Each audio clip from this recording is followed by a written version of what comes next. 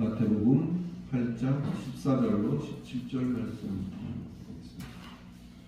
찾으신 줄 알고 길지 않으니까 한 목소리로 같이 읽어보겠습니다. 시작. 예수께서 베드로의 집에 들어가사 그의 장모가 열병으로 앓아누운 것을 보시고 그의 손을 만지시니 열병이 떠나가고 여인이 일어나서 예수께 수종을 하라. 저물매 사람들이 귀신 들린 자들을 많이 데리고 예수께 오거늘 예수께서 말씀으로 귀신을 쫓아내시고 병든 자들을 다 고치시니 이는 선지자 이사야를 통하여 하신 말씀에 우리의 연약한 것을 친히 담당하시고 병을 짊어지셨도다 함을 이루려 하십니다. 아멘.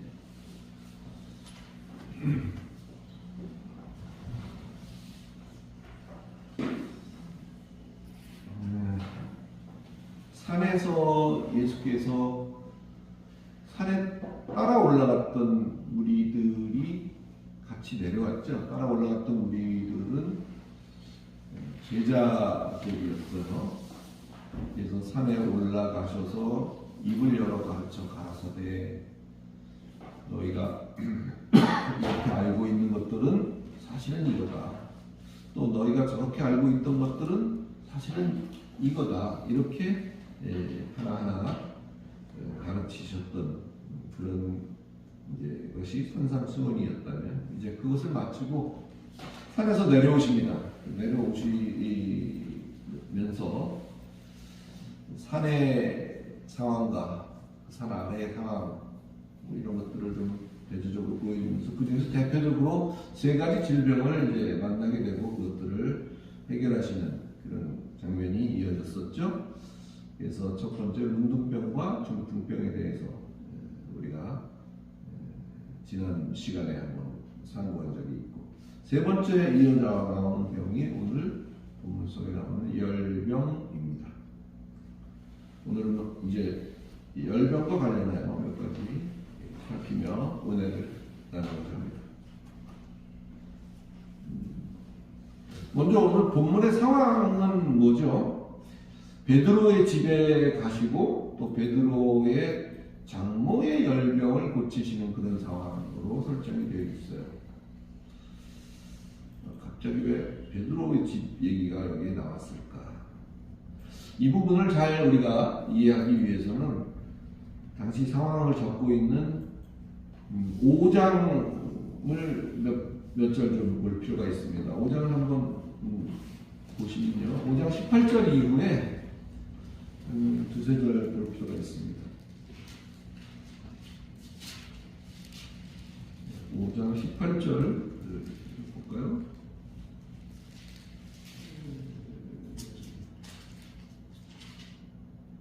5장 18절이 아니라 4장 18절입니다. 네. 4장 18절에 갈릴리 해변에 다니시다가 두 형제 곧 베드로라 하는 시몬과 그의 형제 안드레가 바다에서 그물 던지는 것을 보시니 그들은 오거라. 말씀하시되 나를 따라오라. 내가 너희를 사람을 낳는 어부가 되게 하리라 하시니 그들이 곧 그물을 버려두고 예수를 따르니라. 이렇게 예수께서 베드로를 부르시는 장면이 4장 18절에 나와 있는 내용이죠. 어떻게 했어요? 베드로가 예수의 청함을 듣고 그 즉시 그물을 버려두고 쫓아가 버린 그런 상황이었잖아요.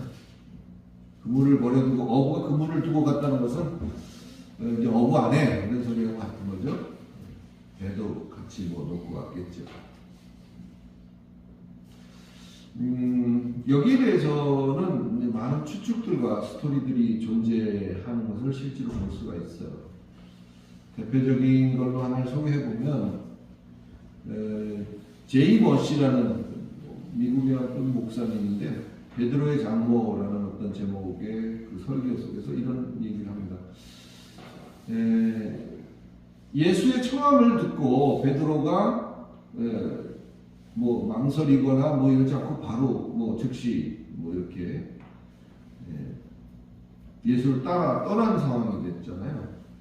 사위인 베드로가 집에 없다가 보니까 때로는 이거 뭐 어떻게 해요? 생계도 유지해야 되고 하니까 때로는 자기 자신이, 장모 자신이, 또 때로는 딸이 놓고 간 배를 타고 갈릴리 호수에 나가서 고기를 이제 잡았겠죠. 그러다 보니까 어떤 때는 뭐 호탕도 치고 뭐 고생도 많이 하고 했을 거라는 이야기를. 그래서 누구 생각이 났을까요? 고기를 잘 잡아오는 사위 생각이 났겠죠. 그래서 건장한 사위 베드로에 대한 이런저런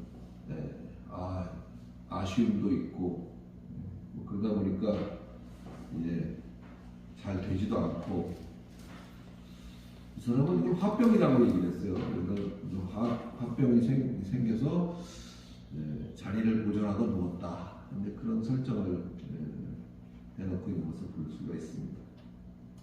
뭐 행간에 있는 스토리야 여러 가지로 추측이 가능한 거 아니겠어요? 우리가 성경 속에 그렇게 기록이 되어 있지는 않지만 거기에 대한 충분히 합리적으로 타당하게 추측해 볼 수 있는 내용이죠.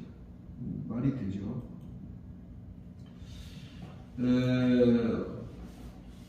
우리가 생활을 어떤 것이든 간에 누군가가 하는 일을 다 내려놓고 갑작스럽게, 그죠?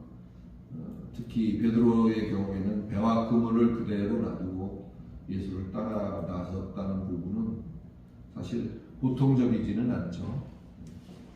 상당히 특별한 거죠. 어떻게 보면 굉장히 무모한 어떤 행동으로도 비춰질 수 있는 부분이긴 합니다. 사랑하는 성도 여러분, 특히 주의 일을 한다고 하는 사람들의 주변에 여러 가지 곡절이 있을 수밖에 없음을 우리는 이러한 것들을 통해서 알 수가 있습니다.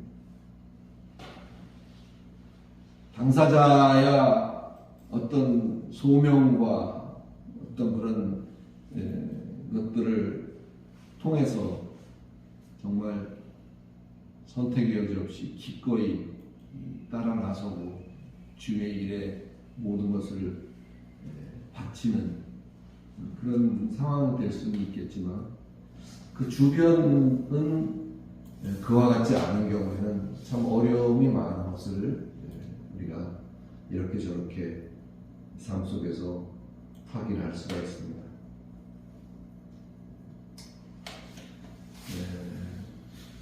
그런 신앙에 어떤 영향을 미치는 어떤 그 요인으로 오늘 이 열병이라는 것을 우리는 좀 살펴볼 필요가 있죠. 열병이라는 것은 헬라의 피레소입니다. 피레소. 열병은 피레소라고 합니다. 근데 이 피레소라는 말은 피르가 뭐냐면 이 fire예요. 불이라는 피르에서 온 말이 피레소고 그 피레소를 열병이라고 이제 번역을 한 거죠. 불과 관련된 거죠. 뜨거운 것과 관련된 거. 뭐 대충 감이 이렇게 오잖아요. 그래서 뜨거운 것과 관련된 거죠. 한문으로도 열병이라고 한 거 보면 참 번역을 잘하는 것 같아요. 열병. 화병이 아니라. 화가 나도 열이 나요? 그렇죠. 화가 나도 열이 날 수 있겠네요. 열받았다는 거예요.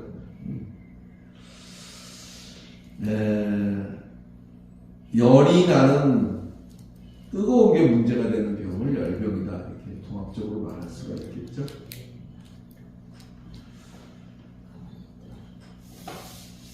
열심히 지나치면 좌절도 그만큼 큰 법이죠. 성경이 늘 얘기하는 것 중에 여러 가지가 있겠습니다만은 저는 늘 주장하는 게 뭐냐면 자기 자신이라는 것을 성경은 감추어지고 내려놓고 하기를 바라는 부분이 커요. 내가 표면적으로 나타나기 시작하면 상대적으로 뭐가 줄어들까요? 내가 중심이 되어지면 상대적으로 하나님의 포션이 줄어들게 되고, 내가 앞장서고 내 열심이 두각이 되면 하나님의 역할은 상대적으로 축소될 수밖에 없는 거예요. 그래서 성경을 뭐라고 하나로 이렇게 얘기할 수 있는 것들은 여러 가지가 있어요. 성경은 무엇이다 라고 정의할 것은 굉장히 많습니다. 또 다 틀린 말은 하나도 아니에요. 다양한 관점으로 이야기하고 볼 수 있지만, 저는 이런 관점으로 한번 성경을 이렇게 보아도 꿰뚫어 볼 수 있는 어떤 그런 훌륭한 키워드가 되는 것이, 나와 하나님과의 관계성 속에서 나를 늘 그 하위 수준에 두는 것, 그것이 믿음이요, 그것이 신앙이다. 그렇게 감히 말해볼 수 있겠어요. 그런데 참 어려운 게, 자기 자신을 내려놓는 것 그렇게 쉽지가 않아요. 특히 뭐 젊음과도 관계가 있을지 모르겠습니다만, 나이가 들면 이제 우리가 자기의 부분이 조금 어폐가 있네요. 나이가 들수록 자기가 더 완고해지는 사람도 있더라고요. 자기 자아가 더 완고해지는 사람도 있고, 또 나이가 들수록 경험에 비추어서 자기 스스로를 이렇게 내려놓는 분도 계시고, 물론 꼭 어떤 하나가 맞는 것은 아니겠습니다만, 그런 부분들로 성경을 이렇게 보아도 상당히 은혜가 되리라고 생각을 합니다. 결국 그 장모가 열병이 들어서 병 들어서 누웠다는 얘기인데, 결국은 자기 열심이 지나쳐서 어떤 그런 결과를 가져왔다, 이렇게 볼 수 있다는 거예요. 자기는 수고하고 자기는 열심으로 뭔가를 행했지만 알아주는 사람도 없어요. 또 뭐 잘 되는 일도 없어요. 그러다 보니까 불만이 슬슬 쌓이기 시작하고, 또 그것이 때로는 우리에게 낙심을 주기도 하고 지쳐버리게도 만드는 그런 경험, 저와 여러분 우리 모두에게 다 있지 않나요? 그죠? 이런 걸로 자포자기해서 해도 안 되니까 나는 이제 모르겠다, 식의 어떤 신앙에 대한 경종이라고도 우리가 이해할 수가 있습니다. 사랑하는 성도 여러분, 부디 오늘 본문처럼 예수로 말미암아서 이러한 자기 열심에, 또 그것이 자기 뜻대로 자기 열심만큼 되돌아오지 않는 어떤 그런 성과를 통해서 낙심하거나 또 그런 열병의 상처들이 있다면, 오늘 요약된 본문을 통해서 그것들이 깨끗이 고쳐지는 역사가 있기를 예수 그리스도의 이름으로 축원합니다. 오늘 본문을 보니까 어떻게 치료하셨어요? 어떻게 치료하셨죠? 성경대로 말하면 손을 만지셨어요. 손을 만지셨어요. 이는 우리가 그 앞에서 봤던 문둥병자에게 손을 대신과 같은 그런 것들이죠. 다시 말하면 진리를 비추셨다는 거죠. 진리라고 해서 참된 이치를 말하는데, 그 진리가 드러났을 때 그것을 통해서 그렇지 않은 것들이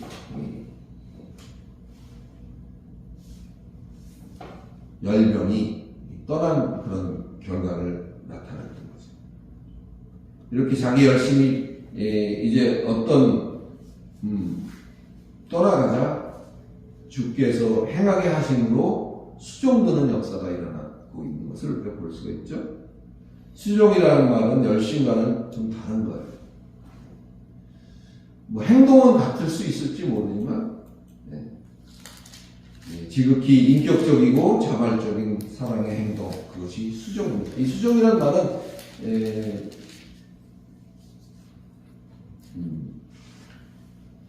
집사라는 말의 어원과 일치합니다. 수정이라는 말이. 그래서 뭔가를 행하는 것은 맞지만 그 어떤 동기가 많이 다를 수 있다는 것을 우리가 볼 수가 있어요. 사랑하는 성도 여러분, 우리도 이와 같이 자기 본분에 자기 기분에 의해서 좌우되지 않는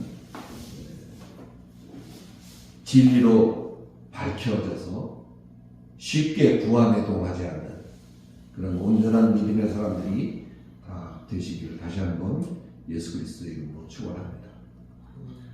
다음 단락을 볼까요? 16절로 17절입니다. 저물매에 사람들이 귀신 들린 자를 많이 데리고 예수께 오거늘 예수께서 말씀으로 귀신들을 쫓아내시고 병든 자를 다 고치시니 이는 선지자 이사야로 하신 말씀에 우리 연약한 것을 친히 담당하시고 병을 짊어지셨도다 함을 이루려 함이로다. 개역 한글로 읽었어요.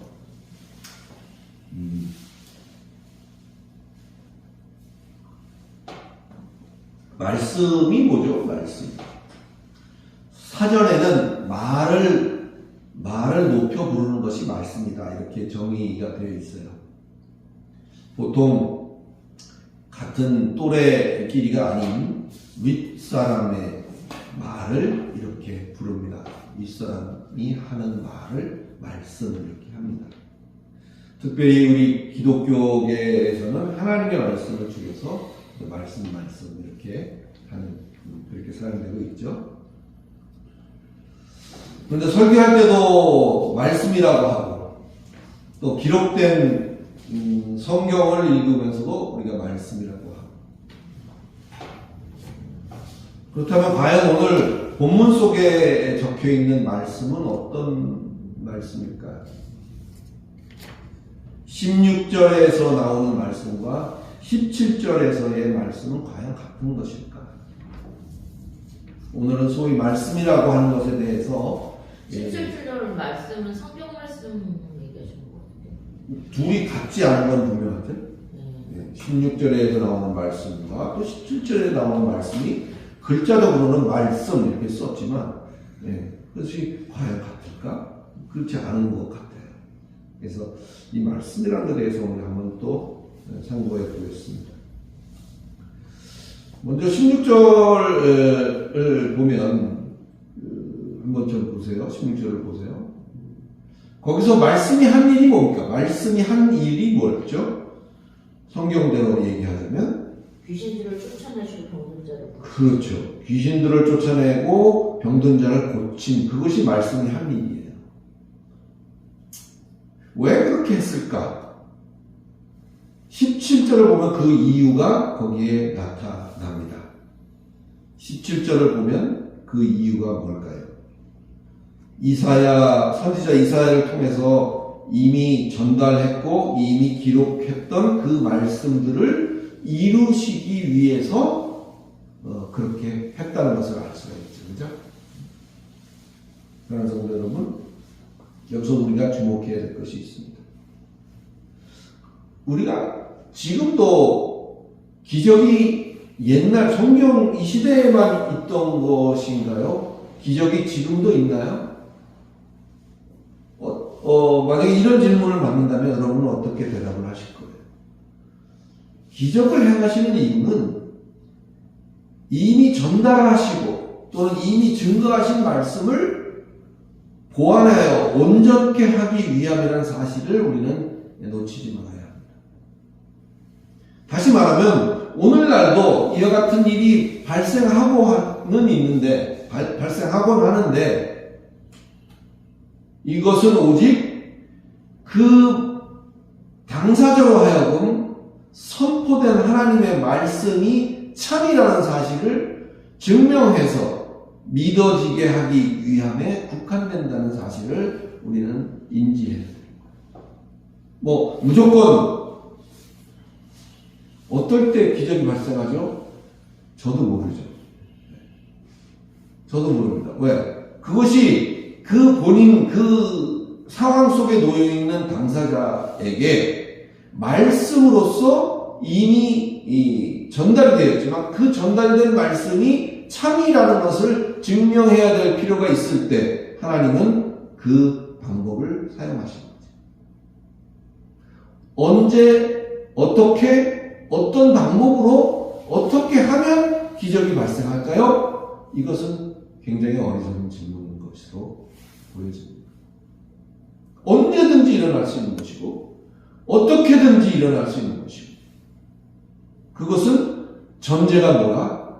이미 증거되어지고 말씀되어지고 전달되어진 이 기록되어진 말씀이 참이라는 사실을 증명하는 것이 그에게 믿음의 성장이 되고 믿음의 도움이 되고 또 믿음의 마당에 서게 할 수 있는 그런 조건이 성립될 때 기적은 그렇게 일어나는 것입니다. 할렐루야.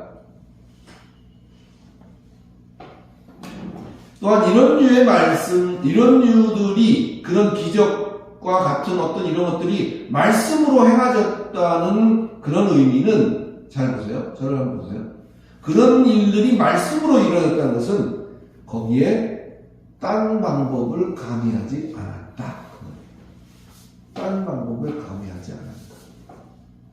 오직 말씀으로 그것이 그렇게 되어진 것이다. 라는 말과 같은 거예요. 딴 방법을 가미하지 않았다는 것을 강조해서 물리적인 요소를 전부 배제했다는 거죠. 이런 예가 또 시험이 될지 모르지만 눈을 찌르거나 뒤통수를 치거나 어떻게 넘어뜨려서 이렇게 되어질 일은 아니라는 거죠. 어떤 그런 물리적인 행위보다는 다른 것을, 이런 것들을 첨가하지 않은 오직 말씀으로 그것이 이루어진 것이라는 것을 우리가 아울러서 놓쳐서 합니다.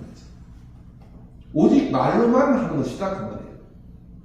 오직 조용히 진리를 비추는 것, 비춘다는 것은 진리가 빛처럼 무슨 랜턴처럼 빛을 비추는 게 아니죠. 진리를 비췄다는 것은 참 이치를 알도록 설명했다는 것이죠. 참 이치를. 악한 영에 붙들린 사람에게 그 악한 영조차도 악한 영의 존재가 분명히 있습니다. 이것을 부인하면 안 돼요. 악한 영에 붙들린 사람에게 그 악한 영조차도 하나님의 주권 아래 쓰임받는 도구에 불과하다는 것을 알도록 깨닫게 해줄 때 몸은 일시적으로 그 세력 아래 눌려있다 할지라도 또 그 세력 아래 눌려 있었어도 그것보다 훨씬 크신 하나님을 보게 되므로 당연히 거기에서 그것이 아무 의미가 없어지게 되는 거죠.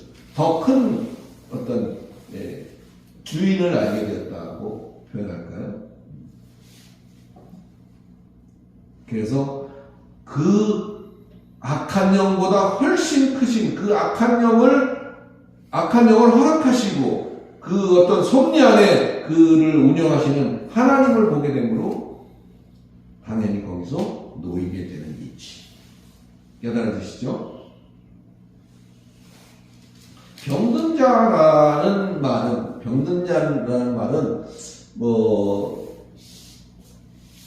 병원에 가야 될 사람들만을 말하는 게 아니에요. 이 병든자라고 번역한 이 말은 카코스라는 말의 번역인데요. 이 카코스라는 말은 영어로 말하면 굿의 반대예요. 굿의 반대. 그래서 악한 자라고도 번역될 수 있는 단어가 병든 자입니다.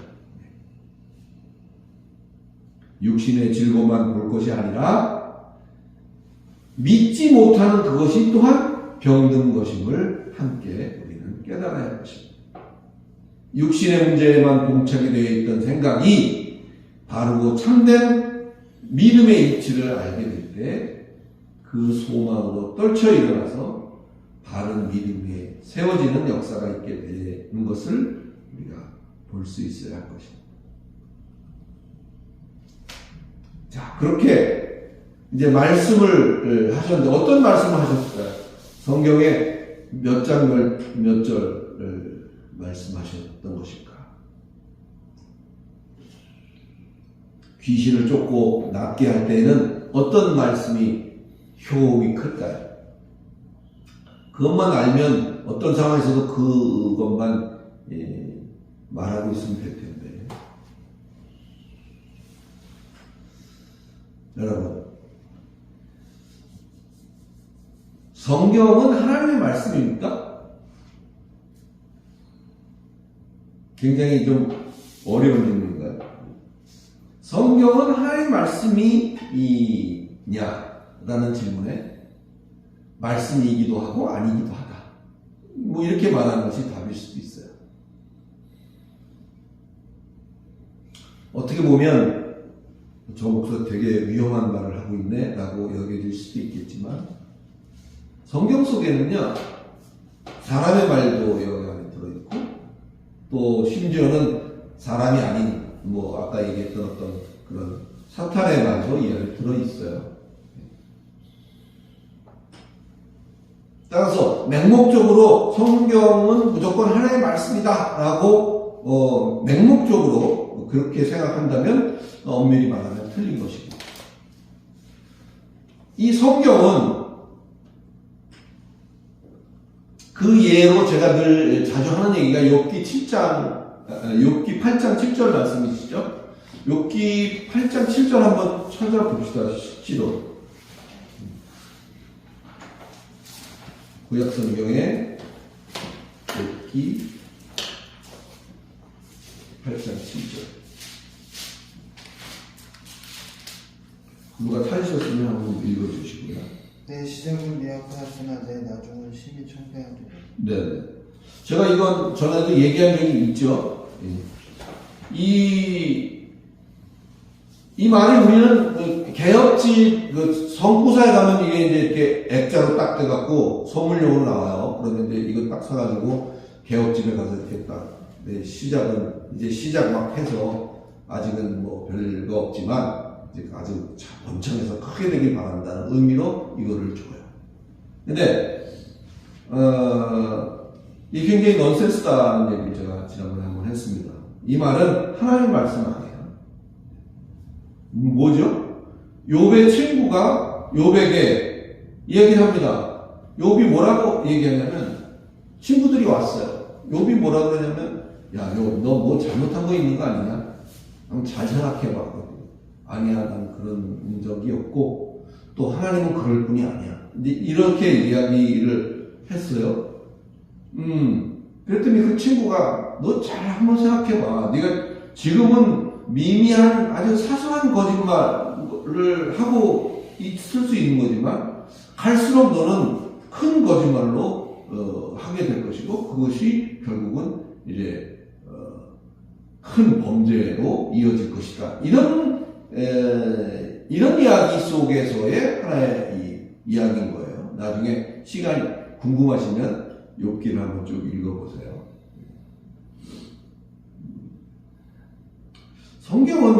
성경이라는 이 하나님의 말씀은 하나님의 계시를 하나님 백성의 구원에 필요한 바 되어서 여러 사람들로 여러 긴 시간에 걸쳐서 뭐 조각조각 이런 표현 해도 될 거예요. 그렇게 해서 기록하게 한 것을 한데 모은 거예요.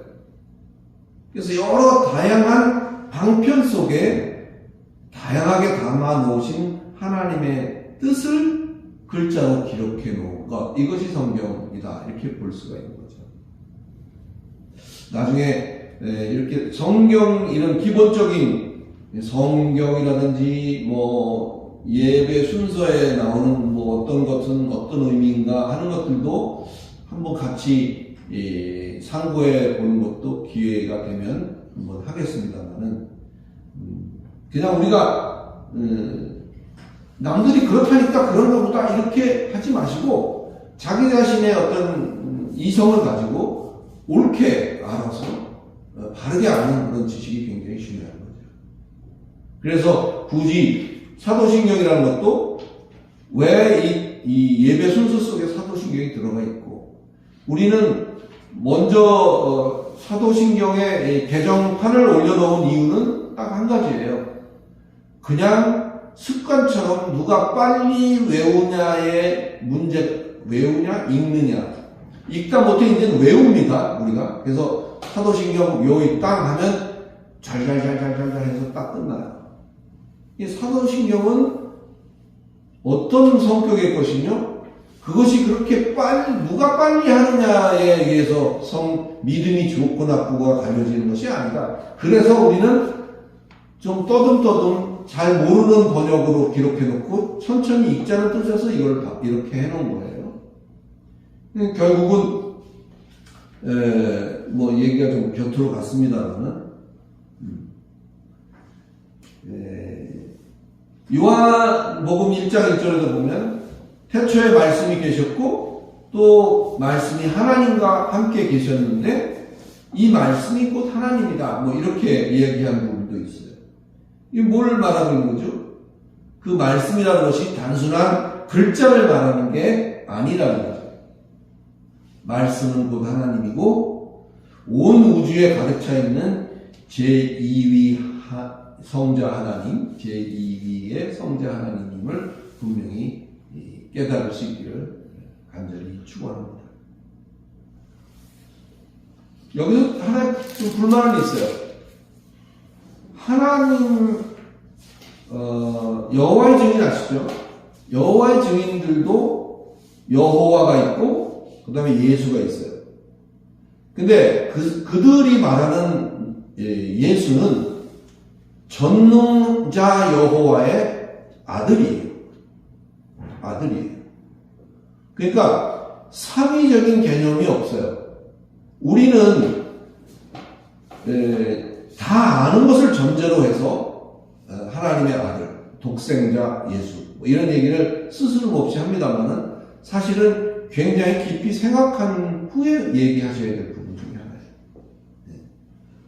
삼위 하나님이십니다. 예수는 삼위 하나님 중에 성부, 성자, 성신, 성령 뭐 이렇게 구별할 수 있고 그 모두가 다 하나님이라는 것을 전제로 해야 되는 거죠. 얘기가 옆으로 갔습니다만은 말씀을 마치려고 합니다. 제가 이렇게 말할 때 말씀은 뭐죠? 그건 설교인 거죠. 그죠? 설교를 마치겠습니다. 뭐 같은 거예요. 하나님은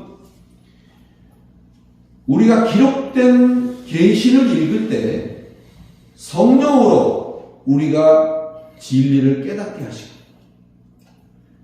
우리 심령이 이 진리로 밝아질 때 비로소 빛되게 하셔서 하나님의 뜻을 이루시는 데 이용하고 사용하고 이끌어 가시는 것입니다. 계시록 1장 3절에는 이것을 읽는 자와 듣는 자들과 그 가운데 기록된 것을 지키는 자들이 복되다 이렇게 말을 했습니다. 읽는 자라는 것은 단순히 글자를 읽는 것을 말하는 것이 아닙니다. 말씀을 강론해 주는 것을 말하는 거죠. 말씀을 강론해 주는, 그래서 그 강론해 주는 것은 1인 단수로 되어 있습니다. 그 강론되어진 말씀을 듣는 자는 복수 형태로 나타내져 있고 제가 될 수도 있고 여러분이 될 수도 있고 우리 청중이 될 수도 있는 거죠. 그래서 뭐 메토케타가 중요한 것이 아니라 그 의미를, 원래 계시라는 의미의 뜻은 덮여져 있는 것을 벗겨내다 라는 것이 계시입니다. 계시. 누가 어떤 의식을 갖고 그것을 풀어 밝히는가가 굉장히 중요할 수밖에 없는 의미가 되겠죠. 따라서 적당히 비스무리하게 아는 것이 힘이 아니고 하나를 알아도 올바르게 아는 것이 힘이다. 이렇게 말할 수가 있는 것입니다. 사랑하는 성도 여러분, 오늘 본문의 말씀이 16절이 저물매 이렇게 시작되고 있는 것을 우리가 주목해야 됩니다. 저물면 어떻게 되죠? 그 이후에, 그 다음에는 이제 밤이 오는 거죠. 세상은 아무리 저물어도 우리가 진리 가운데 있을 때 우리가 빛 가운데 거하는 것임을 잊지 마시고, 저물어도 저물지 않는 항상 진리 가운데 거하는, 그리하여 헛된 것에 미혹되지 않는 참된 믿음의 사람으로 천박하지 않으며 광적이지 않으며 자기 만족적이 아닌 깊이 있는 신앙인으로 날마다 갖추어져 나가는 진정한 복된 사람들이 되시기를 다시 한번 그리스도 예수 이름으로 간절히 축원합니다. 기도하겠습니다. 그러가지 하나님, 은혜를 감사합니다. 세상은 다양한 병이 있고 알지 못하는 병들도 있지만 성경은 그것을 세 가지로 추격했습니다. 문둥병과 또 오늘 열병과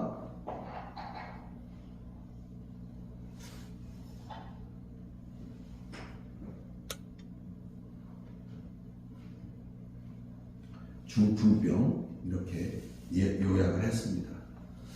그 어느 것 하나도 나는 들려있지 않기 때문에 나하고는 상관이 없는 것이다 라는 생각을 하지 말게 하시고, 그와 같은 현상 속에서 나는 어떤 부분에 더 많은 치우쳐져 있지는 않은지 늘 눈여겨보게 하십니다. 하나를 알아도 바르게 아는 참 진리 가운데 세워져서 주변을 밝히고 또 내게 부여된 일들을 믿음으로 잘 감당해 나가는 복된 우리 모두가 될 수 있도록 하나님께서 주장하시고 인도하여 주시옵소서. 그리스도 예수 이름으로 간절히 기도드리옵나이다. 아멘. 아멘.